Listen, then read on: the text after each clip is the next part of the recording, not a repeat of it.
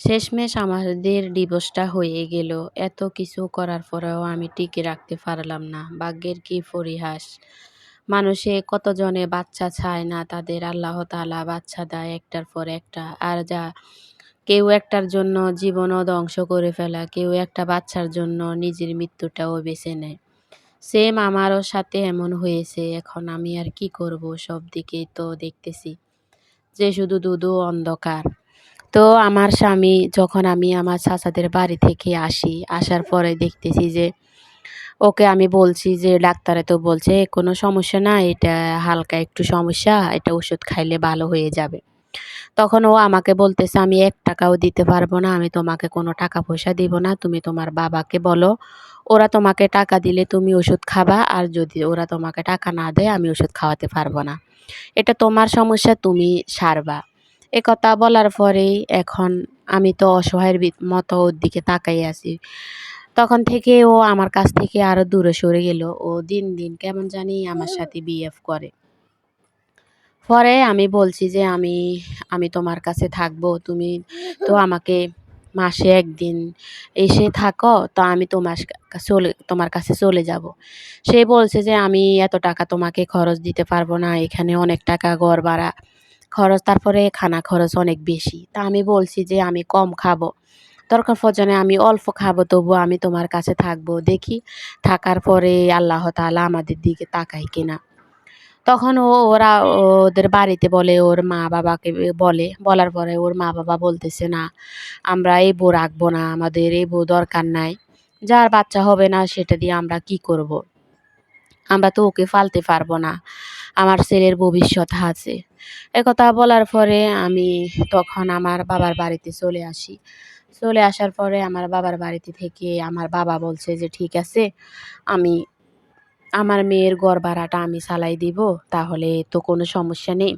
এখন যখন আমার মেয়ের সমস্যা, আমি আর কি করব? দরকার প্রয়োজন আমি আমার মেয়ের ঘর ভাড়াটা আমি চালাইবো, তুমি ওকে নিয়ে যাও।" তখন ও বলতেছে, "আমি ওর খাওন খরচ চালাবো ঠিক আছে, কিন্তু ঘর ভাড়া আমি চালাতে পারবো না।" তারপরে ও আমাকে নিয়ে আসে। ও আমাকে মানে আনবে করে ২-৩ মাস, এরকম ৬ মাস চলে গেছে। ৬ মাস যাওয়ার পরে ও আমাকে চট্টগ্রাম যখন আনে, আনার পরে আমরা এখানে থাকতেছি। কিন্তু আমি কোনো ফল দেখতেছি না। ডাক্তারে বলছে যে ওষুধগুলো খাইলে তো ঠিক হয়ে যাবে। তা আমি ওষুধগুলো খেতেছি। কিন্তু ওষুধের টাকা ও দিছে না। আমার মা-বাবাই চালাইছে। তো পরে ওষুধ খাইতে, খাইতে দেখতেছি যে কোনো সমস্যার সমাধান হচ্ছে না।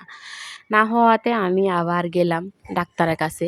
ডাক্তারের কাছে যাওয়ার পরে আবার ঢাকা গেছিলাম। ঢাকা যাওয়ার পরে আমার ওখানে ডাক্তার আবার দেখাইছি। দেখাবার পরে ডাক্তারে বলতেছে যে, আপনার তো কোনো সমস্যা নাই। যে সমস্যা আছে এটা তো কোনো সমস্যা না। বাচ্চা হওয়ার কোনো সমস্যা করে না এটা।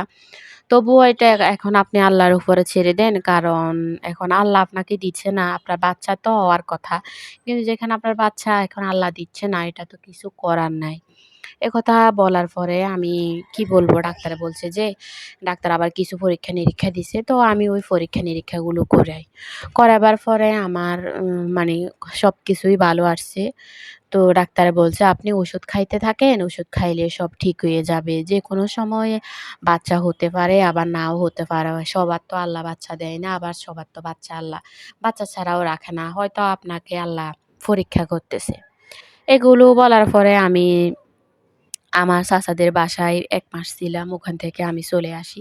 আসার পরে আমি আসার পরে ও তো এমনিতে তালজাল করতেছে। আমার বাচ্চা হয় না, ওই সে এগুলা নিয়ে তো ও তালজাল করতেছে।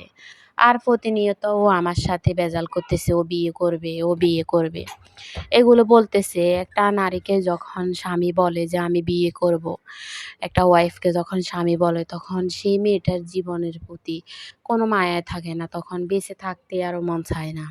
তখন মনে হয় যে আমি মরে গেলেই ভালো। বেঁচে থাকবো কেন? বেঁচে থাকার কোনো ইচ্ছেই নাই।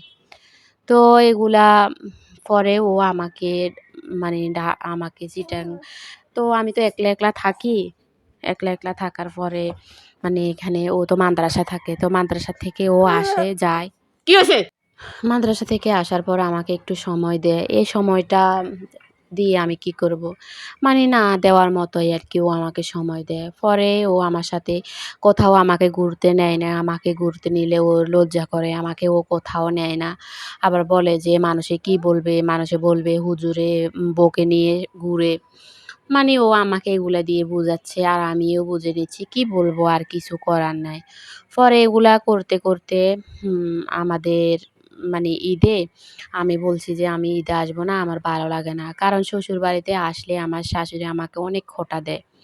শাশুড়ি আমাকে অনেক খোঁটা দেয়, অনেক ধরনের কথা বলে শাশুড়ি। তারপরে শ্বশুর, ননদ-ননাসে সবাই আমাকে মানে যে পারবে না সেও বলে, যে পারবে সেও বলে। তো এরকম কথা বললে কোনো মেয়েই চাইবে না যে শ্বশুরবাড়িতে যাওয়ার জন্য। পরে আমি বলছি যে, "আমি আসবো না, আমার ভালো লাগে না। ঈদে আমি দেশে যাব না।" আমার স্বামী এ কথা শুনে আমার স্বামী বলতেছে, "তুমি দেশে গেলে গেলা, না গেলে নাই। আমি দেশে যাবোগা।" ও আমাকে ঢাকা, চিটাগাং, চট্টগ্রাম রেখে ও চলে আসছে। ও আমাকে রেখে মানে একটা কথাও বলে নাই, কিছু বলে নাই। ও আমাকে রেখে চলে আসছে। বলতেছে, "তুমি এখানে ঈদ করো।" একটা মেয়ে যখন একা বাসায় থাকে তার কাছে কেমন লাগে? যে মেয়েরা বাসায় একা থাকে তারাই জানে। পরে যখন ও বলছে আমাকে যে আমি বাসায় থাকার জন্য আ ও চলে গেছে। ও আমাকে রেখে ও একাই আমাকে রেখে ও চলে গেছে। ও বিদেশে মানে ঈদ করার জন্য। আমাকে রেখে আসছে আরকি। তো আসার পরে ও আমার সাথে অনেক ঝামেলা করে। ঝামেলা করার পরে ও আমাকে বলতেছে মানে ওর একই কথা, আমি জোর করে ওর সাথে আছি। ওর একই কথা আমাকে রাখবে না, ও বিয়ে করবে। পরে আমাদের ফ্যামিলিকে আমি জানাইছি যে আমি আর কত সহ্য করব? আমার আর সহ্য হচ্ছে না। আমার আমার আর এখন বেঁচে থাকতেও মন চাইতেছে না। আমি কি করব বলেন? তো এই কথাগুলো বলার পরে আমার ফ্যামিলি অনেকই তো অত্যাচার। ওরা আমার কাছে যে স্বর্ণগুলো ছিল সেই স্বর্ণগুলো ওরা আমার কাছ থেকে নিয়ে গেছে। বলতেছে যে এগুলো আমাদের স্বর্ণ। কিছু বলি নাই, ওদের কাছে রেখে চলে আসছি। কারণ এখন আমার বাচ্চা হয় না, এটাই আমার সবচাইতে দুর্বল জায়গা যে আমার বাচ্চা হয় না। এগুলা বলার পরে ও আমাকে অনেকই জ্বালাইছে। তারপরে ওদের ফ্যামিলিও আমাকে অনেক ধরনের কথা বলছে। তো পরে আমি আমার মাকে যখন বলছিলাম, যখন বলছি যে আমি আর থাকবো না, আমি এভাবে মানুষ কিভাবে থাকে? একটা মেয়ে যখন যে স্বামীর কাছে যদি অত্যাচারিত হয়, তখন সেই মেয়ে সেই সংসারে কিভাবে টিকে থাকে? একটা মেয়ে শ্বশুর-শাশুড়ির কাছে যদি কষ্ট পায়, সেটা যদি স্বামীর কাছে যদি এসে যদি ভালোবাসা পায়, তখন মেয়েটা সবকিছু মেনে নিতে পারে। কিন্তু যদি স্বামীর কাছে থেকে যদি যে অত্যাচারিত হয়, স্বামীর কাছে যদি সবকিছু না পায়, স্বামীর কাছে যদি অবহেলিত হয়, তখন তো তখন তো সেই মেয়ে বেঁচে থেকে না থাকারই মতো। তো পরে আমার স্বামী আমাকে বলতেছে, সবাইকে বলতেছে যে, "ওর বাচ্চা হবে না, আমি ওকে রেখে কি করব? আমার বাচ্চা দরকার।" তো পরে আমাদের সালিশ হইছে। সালিশে সবাই বলতেছে, "ঠিক আছে, ওর তো বাচ্চা হবে না এখন। বাচ্চা তো সবই আল্লাহর হাতে। এখন যখন ওর বাচ্চা হচ্ছে না, ওর বাচ্চা হবে না। এখন যখন ওর সমস্যা, তাহলে তুমি বিয়ে করে নাও। আমরা ওকে রেখে দিব।" এই কথার ভিতরে আমার স্বামী বলতেছে, "ঠিক আছে, আলহামদুলিল্লাহ, আমি অন্য জায়গায় বিয়ে করব। আমি আমার বাচ্চা দরকার আমার। আমি ওকে ফাইলে কি করব?" এতদিনের সংসার, এতদিনের কথা, এতদিনের ভালোবাসা সবকিছু এক নিমিষে আমার স্বামী ভুলে গেল। আর এক নিমিষে ভুলে গিয়ে সে আমাকে ত্যাগ করল।